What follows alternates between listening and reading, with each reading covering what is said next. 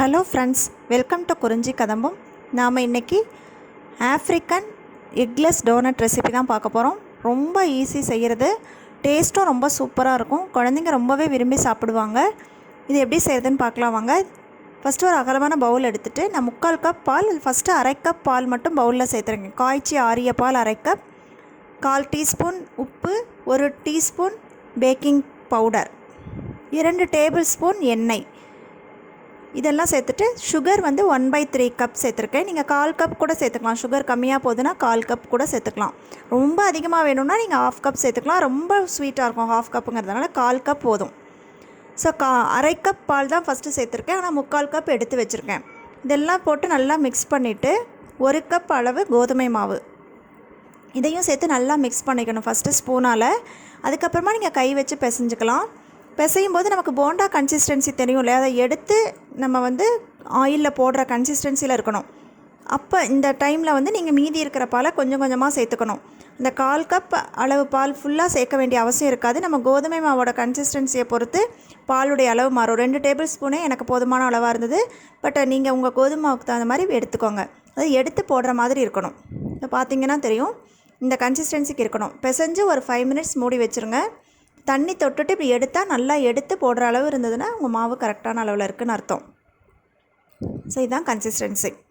So இப்போ மாவு ready ஆகிடுச்சு. நான் 5 மினிட்ஸ் ஊற வச்சுட்டேன். இந்த மாவு பிசைகிறதுக்கு ஒரு 3 மினிட்ஸ் ஆச்சு, ஊறதுக்கு ஒரு 5 மினிட்ஸு. இப்போ ஆயில் காய வச்சுட்டு இந்த மாதிரி போண்டா மாதிரி தான் நம்ம போட்டு எடுக்க போகிறோம். நம்ம நார்மலாக ஒரு மைதா போண்டா, கோதுமை போண்டாலாம் போடுவோம் இல்லையா, அதே மாதிரி தான். ஆயிலில் ஓவர்லோடு பண்ணக்கூடாது.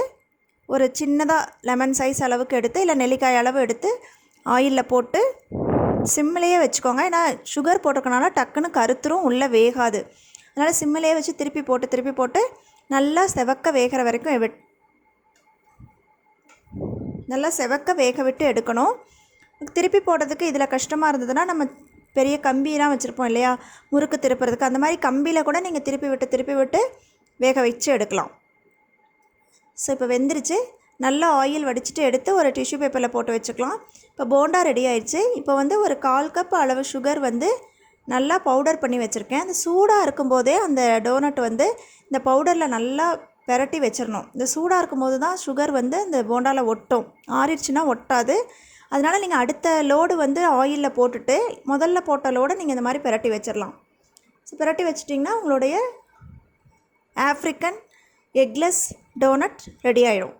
பாருங்கள், பார்க்குறதுக்கே அவ்வளோ டெம்டிங்காக இருக்கும். இது எவ்வளோ நல்லாயிருக்கும் அப்படிங்கிறதுக்கு ஒரு எக்ஸாம்பிள்.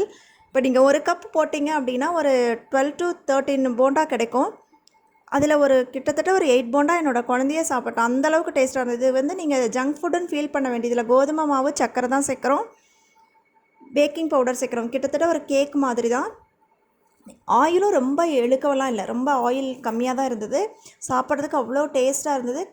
ஸோ கண்டிப்பாக எல்லாருமே இதை ட்ரை பண்ணி பாருங்கள். ட்ரை பண்ணி பார்த்துட்டு எப்படி இருந்ததுன்னு உங்கள் ஃபீட்பேக்கை கமெண்ட்டில் சொல்லுங்கள். பிடிச்சிருந்ததுன்னா லைக் பண்ணுங்கள், ஷேர் பண்ணுங்கள். இது வரைக்கும் நம்ம சேனலுக்கு சப்ஸ்கிரைப் பண்ணலைன்னா மறக்காமல் சப்ஸ்கிரைப் பண்ணுங்கள். தேங்க்ஸ் ஃபார் வாட்சிங். வாழ்க வளமுடன்.